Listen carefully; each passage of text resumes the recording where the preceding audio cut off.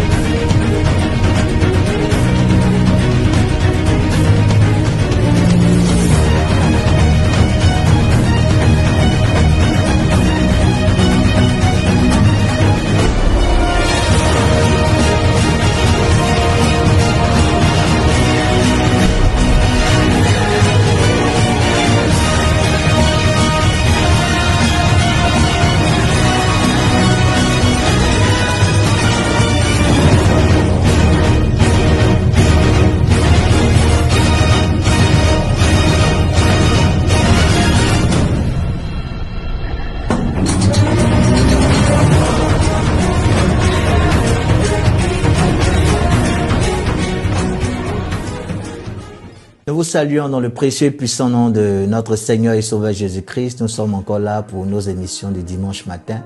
Nous savons que vous êtes très nombreux à nous attendre et à pouvoir profiter de ces temps de bénédiction sous la grâce et la faveur du Seigneur. Je suis le révérend apôtre Anne Péniel et je suis là pour vous aider cette fois-ci à continuer à comprendre le sujet que nous avons commencé la dernière fois, qui n'était rien d'autre que la réforme de la grâce. J'aimerais que vous veniez avec moi dans la Bible parce que nous allons voir cette fois-ci les différents changements qui ont eu lieu depuis que l'œuvre de la croix a été proclamée. Christ, nous savons qu'il est notre substitut parfait voulu par Dieu, qui est venu sur terre et qui, par sa mort, a changé les normes spirituellement et physiquement dans le genre humain. Et je veux que ce moment soit pour vous un temps de grande concentration, de grande révélation, que vous puissiez partager ce message avec tous ceux et toutes celles qui ont des difficultés à comprendre la notion de la grâce et les différentes choses changées qui ont pu se faire à partir de cette œuvre de la grâce. En Hébreux chapitre 7 verset 18, la Bible dit car il y a abolition d'une ordonnance qui a précédé à cause de sa faiblesse et de son inutilité. Je prends encore un autre passage, Romains chapitre 10 verset 4. La Bible dit car Christ est la fin de la loi pour que la justice soit établie pour tout croyant. Alléluia. Alors, j'aimerais ici faire état d'une chose. Lorsque la grâce prend forme à travers la vie, non, quand Christ vient mourir et que les enfants de Dieu acceptent cette nouvelle norme de Dieu qui est appelée la grâce, la Bible parle de plusieurs réformes, notamment la réforme de l'abolition de la loi qui régulait la marche et la vie des croyants. Ici, la loi est abolie, clairement selon Hébreux chapitre 7, verset 18.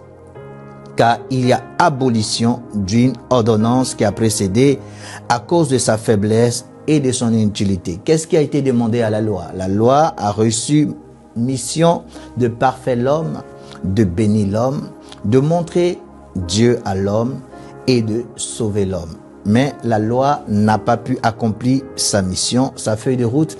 Et la Bible dit à cause de sa faiblesse, elle a donc été incapable d'accomplir sa mission. Et on dit à cause de son inutilité.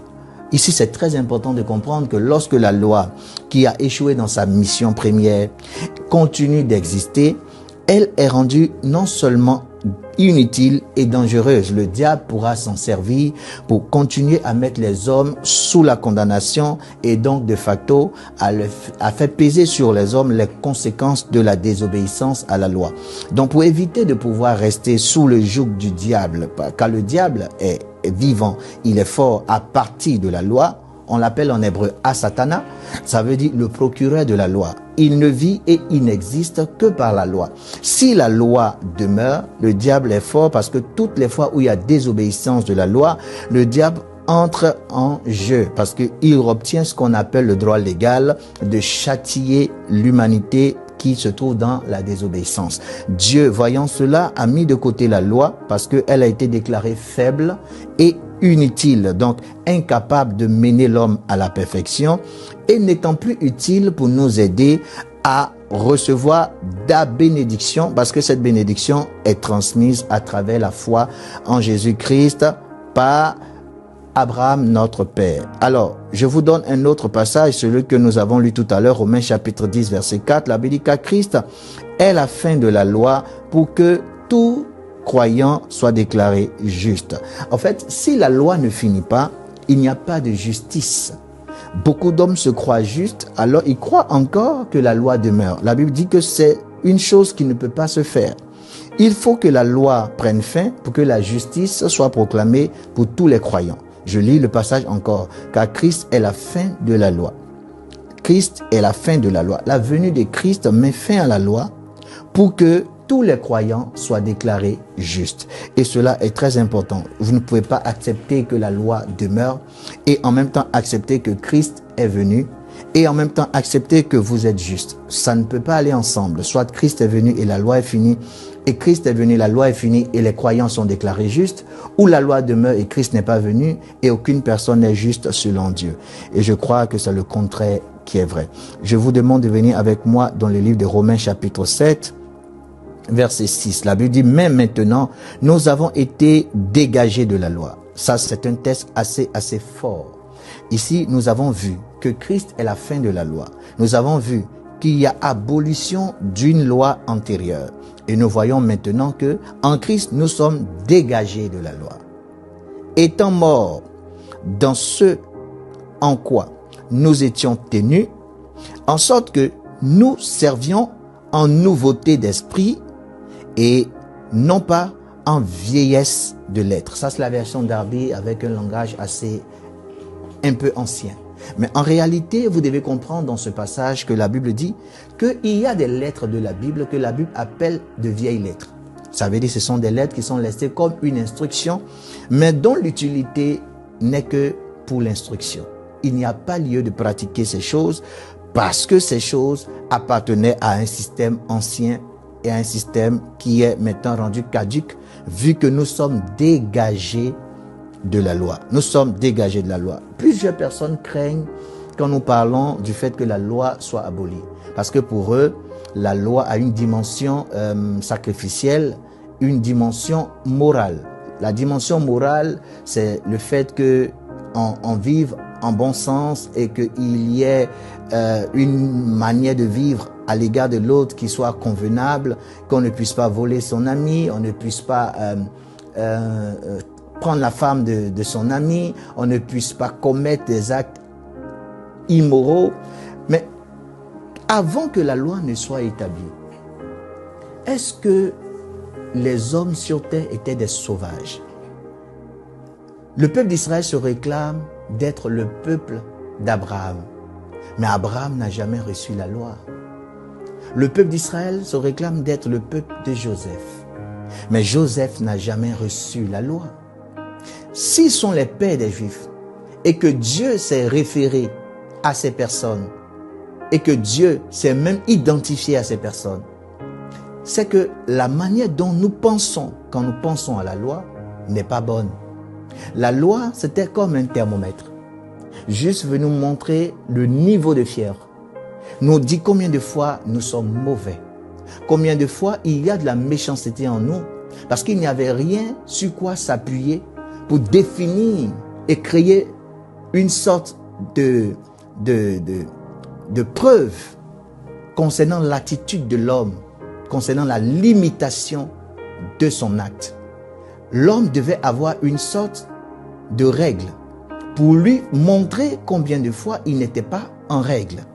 Mais la règle en elle-même n'avait pas la capacité de parfaire l'homme et lui permettre de ne plus vivre dans les méfaits et dans les mauvaises actions. c'est tout simplement comme une sorte de thermomètre. C'est-à-dire, on vient nous dire que la fièvre à tel niveau, nous sommes à tel degré. Mais le thermomètre ne peut pas nous aider à baisser la fièvre ou à augmenter la fièvre.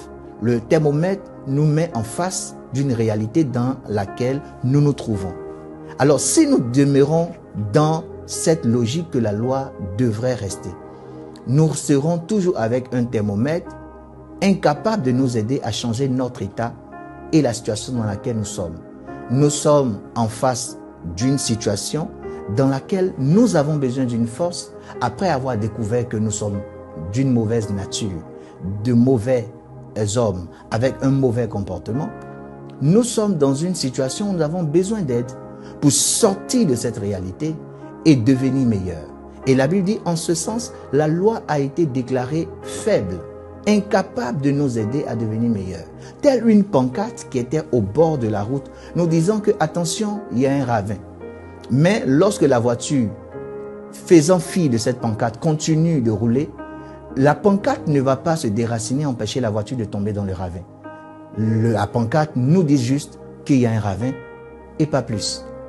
La loi nous dit qui nous sommes. La loi nous dit qui Dieu est. La loi essaie de nous montrer combien de fois nous avons besoin d'aide.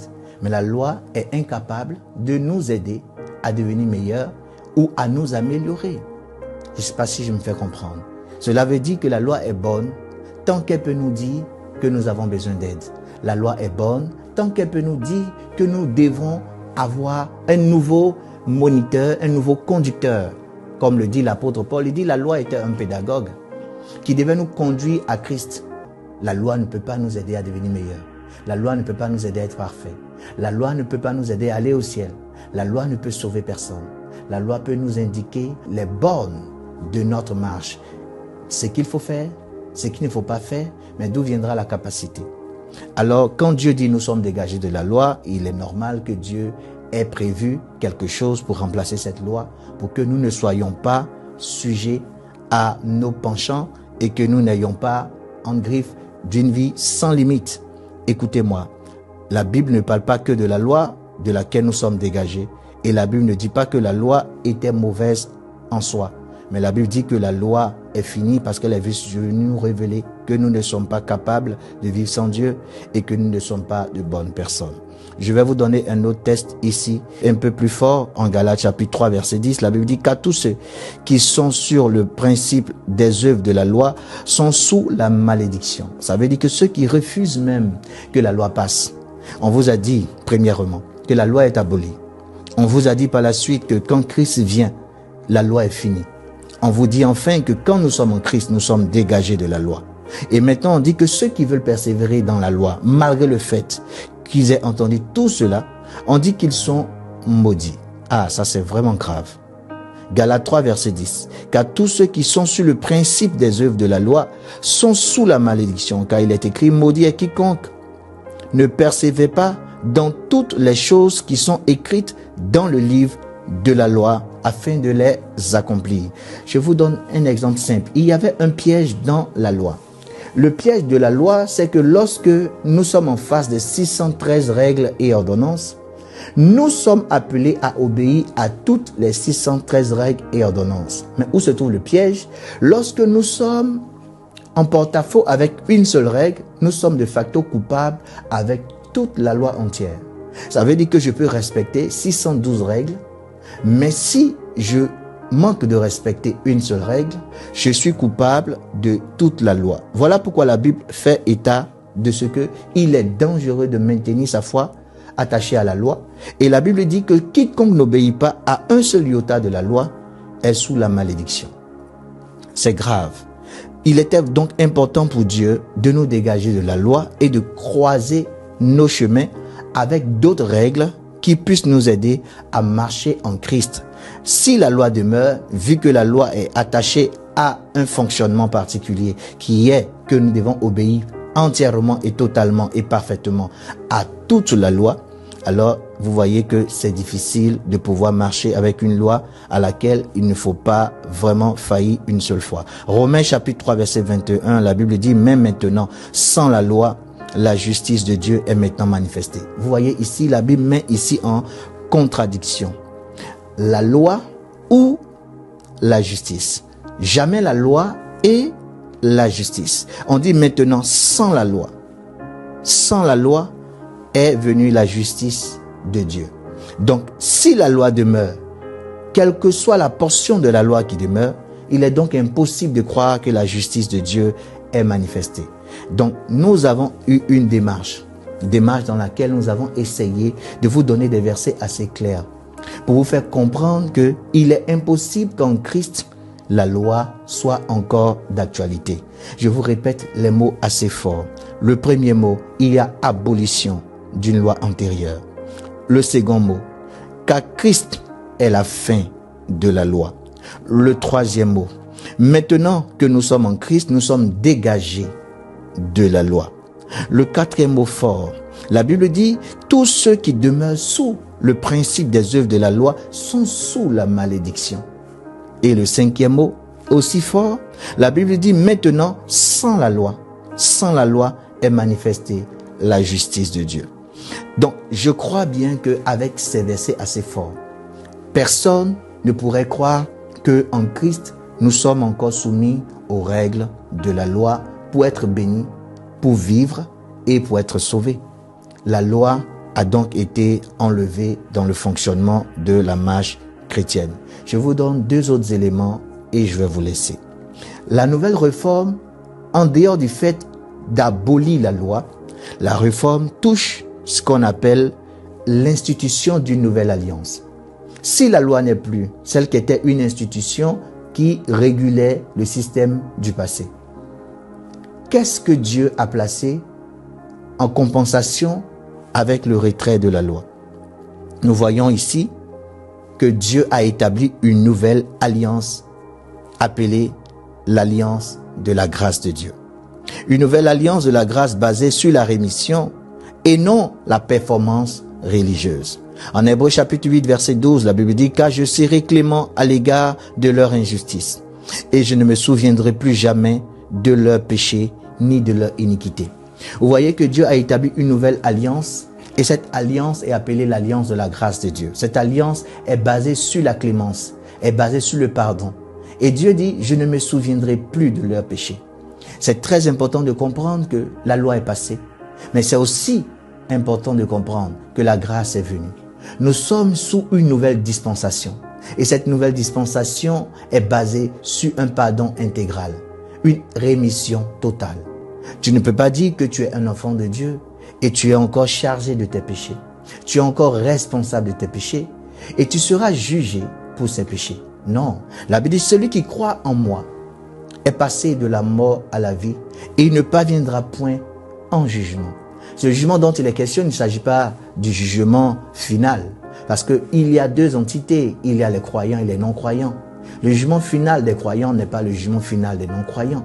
Le jugement final des non-croyants, la Bible dit, se passera devant le grand trône blanc, où tous les morts seront réclamés, que ce soit à la mer, que ce soit au séjour des morts, que ce soit les petits et les grands qui sont restés vivants, tous seront rassemblés devant le grand trône blanc et le livre sera ouvert, le livre de vie et le livre des œuvres, et chacun sera jugé selon tout ce qui est écrit dans ces livres. Mais concernant le jugement des vivants ou le jugement des croyants, la Bible parle du jugement du Béma. Et nous savons que ce jugement aura lieu avant le dernier jugement ou le jugement final. Donc pourquoi est-ce que je prends cet aspect? Je prends cet aspect parce que concernant le jugement final des incroyants ou le jugement des pécheurs ou le jugement des morts, ce jugement sera basé sur le péché des hommes. Et la Bible dit quiconque croit en Jésus-Christ ne parvient jamais en jugement pour ses péchés parce qu'il est passé de la mort à la vie. Il y aura certes un jugement des croyants, mais pas sur la base de leurs péchés.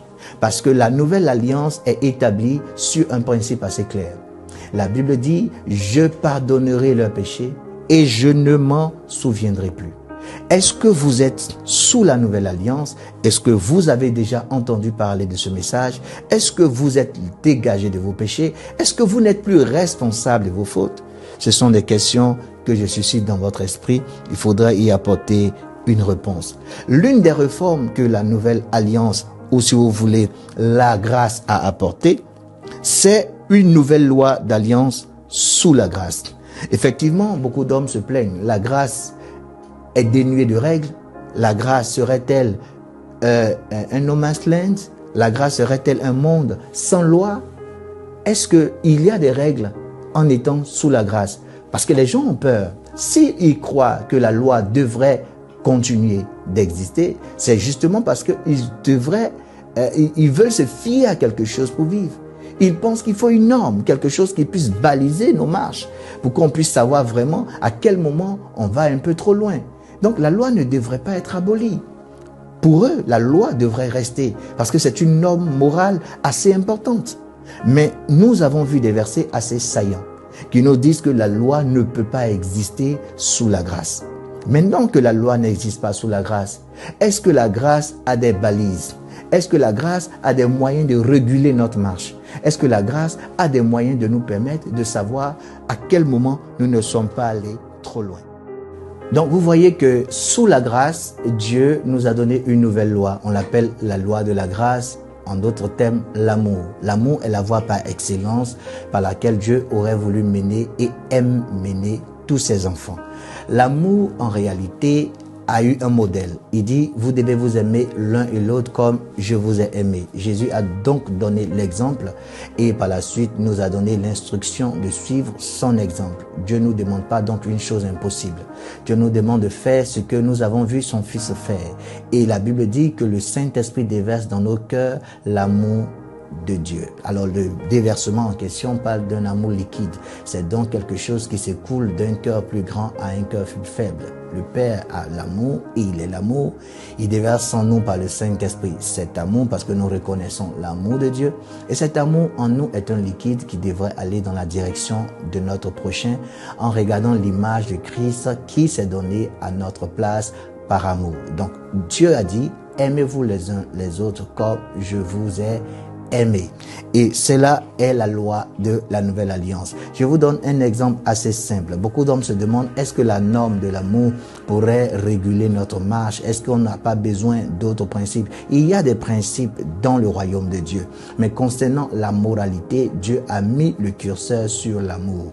Pourquoi? Parce que quand je t'aime, je te vole pas. Quand je t'aime, je prends pas ta femme. Quand je t'aime, je te respecte. Quand je t'aime, je ne médite pas le mal contre toi. Quand je t'aime, je ne parle pas dans ton dos. Quand je t'aime, je ne te calomnie pas. Donc vous voyez, au lieu de créer un test du genre, ne calomniez pas, ne volez pas, ne mentez pas, ne prenez pas la femme de l'autre. Ce serait comme si, indirectement, quand nous pratiquons l'amour, nous accomplissons la loi inconsciemment. L'apôtre Paul en a parlé. Si ceux-là même à qui la loi n'a pas été donnée peuvent pratiquer cette loi, c'est que la loi a été établie dans notre conscience. Et je crois qu'on n'a pas besoin de lettres sur une pierre ou encore de règles établies, écrites en lettres d'or pour qu'on puisse savoir comment réguler la marche en Christ. C'est une marche chrétienne, c'est une vie à part entière. Il ne s'agit pas d'un centre de réglementation. C'est une vie à part entière. Et cette vie-là, on la vit par l'amour. Quand je vis par amour à l'égard de mon père, de ma mère, de mon frère, de ma soeur, de ma femme, de mon ami, de mon enfant, je n'ai plus besoin d'une autre loi parce que l'amour cherche toujours l'intérêt du prochain. Alors Dieu fait confiance à l'amour, moi je fais confiance à l'amour, la Bible fait confiance à l'amour pour réguler la marche chrétienne sous la grâce. Je vous donne un autre élément très important qui est un nouveau regard biblique sous la grâce. Aujourd'hui, sous la grâce, on ne lit pas la Bible comme on la lisait avant la grâce. On ne lit pas la Bible comme on la lisait sous la loi. Je vous donne le passage de Actes chapitre 20, verset 32. La Bible dit, et maintenant, je vous recommande à Dieu et à la parole de sa grâce, qui a la puissance, la parole de sa grâce, qui a la puissance, la parole de sa grâce, qui a la puissance d'édifier et de vous donner un héritage avec tous les sanctifiés. Gloire à Dieu. La Bible désormais s'appelle la parole de sa grâce. Ça veut dire que la Bible est interprétée à partir de la nouvelle alliance. La Bible est interprétée à partir de l'œuvre de la croix. La parole de sa grâce a le pouvoir de nous donner l'héritage avec tous les saints. Pourquoi est-ce que plusieurs enfants de Dieu semblent voir la difficulté au lieu de voir le bonheur? Pourquoi plusieurs enfants de Dieu semblent voir tout ce qui est noir, tout ce qui est péjoratif, tout ce qui est négatif au lieu de voir le meilleur? C'est simplement parce que l'interprétation de la Bible qui leur a été faite, cette interprétation n'a pas eu recours à la grâce, ne s'est pas basée sur la norme d'interprétation d'actualité qui est la parole de sa grâce. Toutes les paroles de Dieu devaient être la parole de sa grâce. Ça veut dire que la Bible doit être interprétée en prenant en compte l'œuvre de la croix.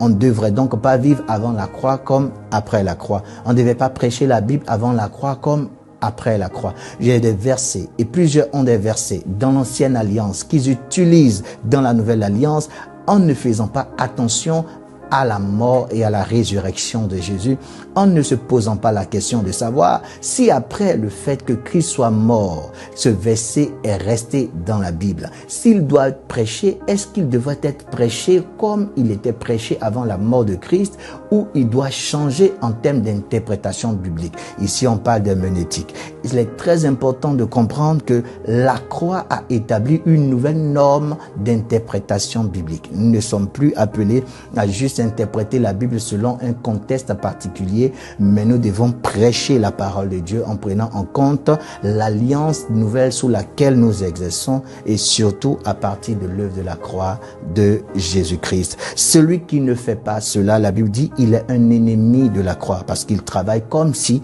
l'œuvre de la croix n'avait point été établie et comme si aucune réforme et aucun changement n'avait eu lieu après la mort du Seigneur Jésus. Sous la nouvelle réforme de la grâce, nous voyons aussi ce qu'on appelle un salut différent.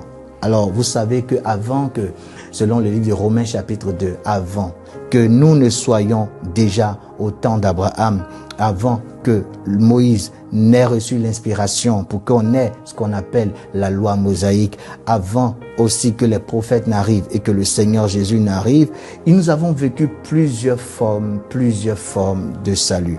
Alors, avant que nous n'ayons le salut au pays des Juifs, qui étaient des hommes attachés à l'alliance d'Abraham, nous avons eu le salut par la conscience, selon le livre de Romains chapitre 2.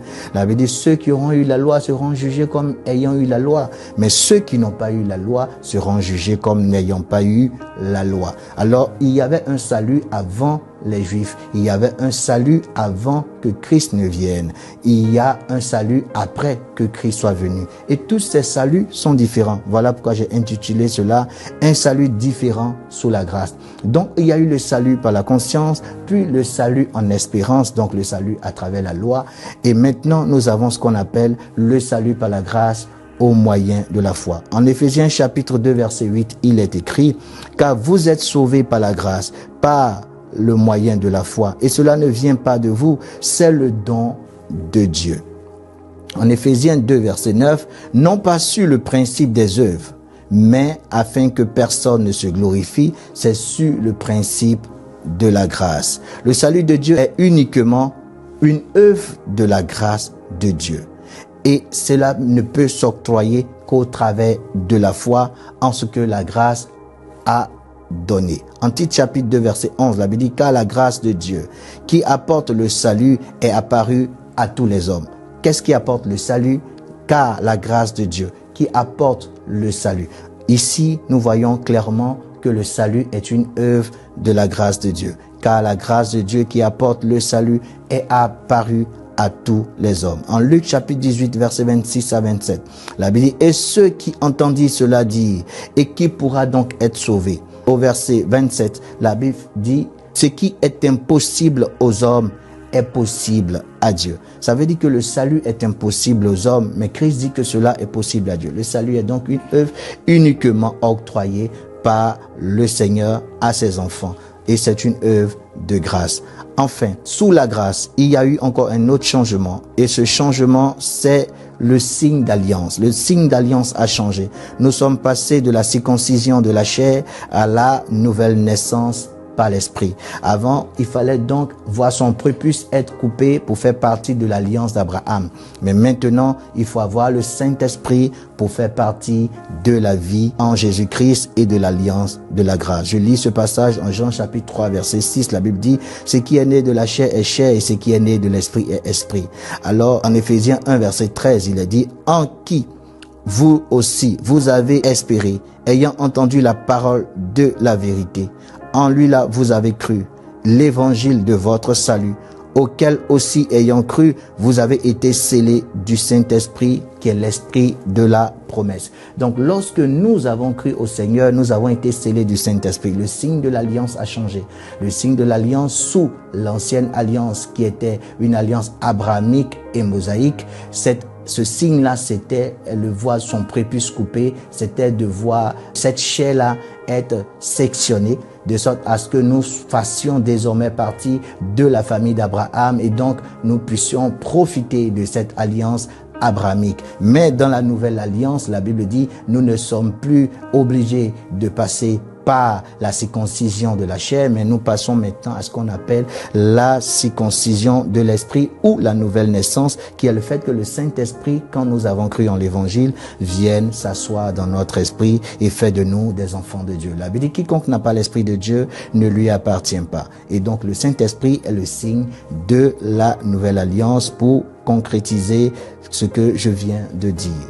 Et là, je vous donne encore une autre réforme qui a eu lieu, le changement des baptêmes sous la grâce. Alors vous savez que le baptême de Jean-Baptiste et les ablutions dans l'Ancien Testament sont remplacés dans la Nouvelle Alliance par le baptême d'eau et le baptême du Saint-Esprit au nom du Seigneur Jésus. En Galates chapitre 5, versets 2 à 3, la Bible dit, « Voici moi Paul, je vous dis que si vous êtes circoncis, Christ ne vous profitera de rien. » Alors, et je proteste de nouveau à tout homme circoncis qu'il est tenu d'accomplir toute la loi. Alors ici, j'aimerais vraiment apporter une petite précision.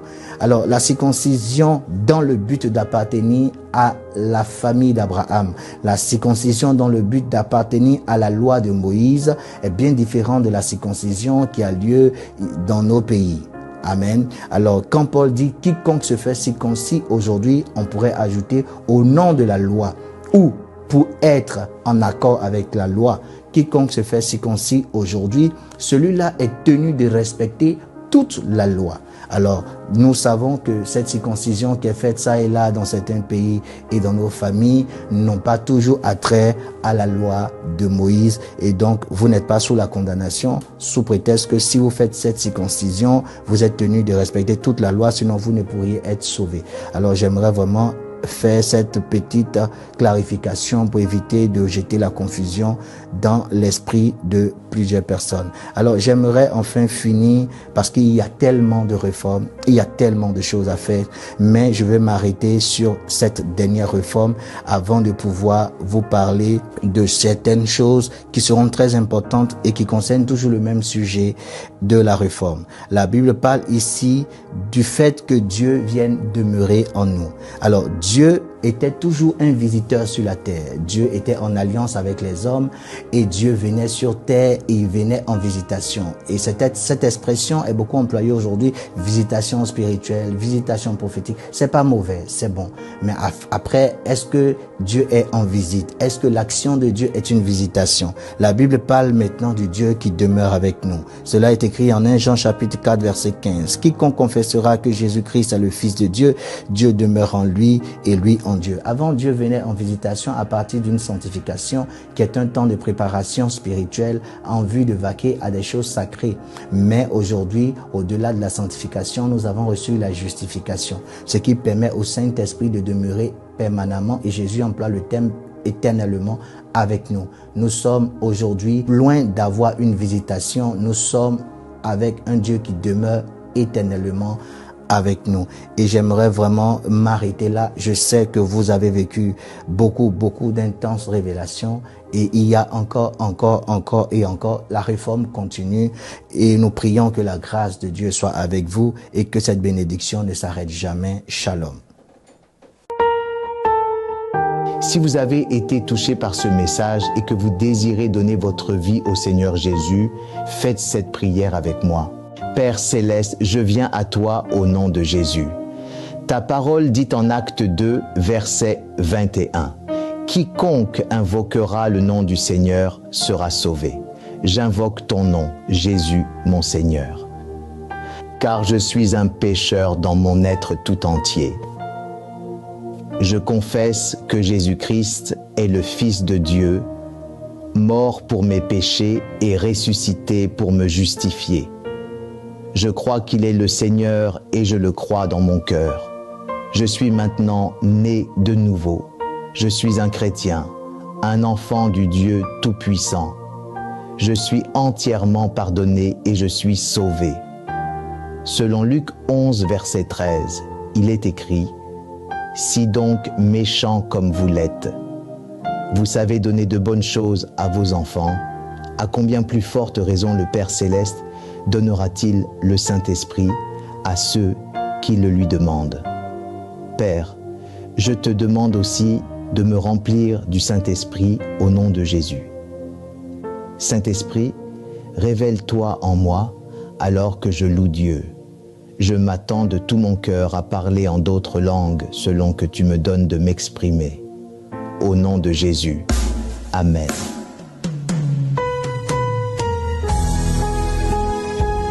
Ça y est, vous êtes nés de nouveau. Louez Dieu un instant et répétez à voix haute toutes les syllabes qui vous viennent à l'esprit en ce moment même par la foi. Vous pouvez nous joindre aux numéros qui s'afficheront à l'écran pour nous raconter votre expérience de la nouvelle naissance et afin que nous puissions vous encadrer. À très bientôt. Que Dieu vous bénisse.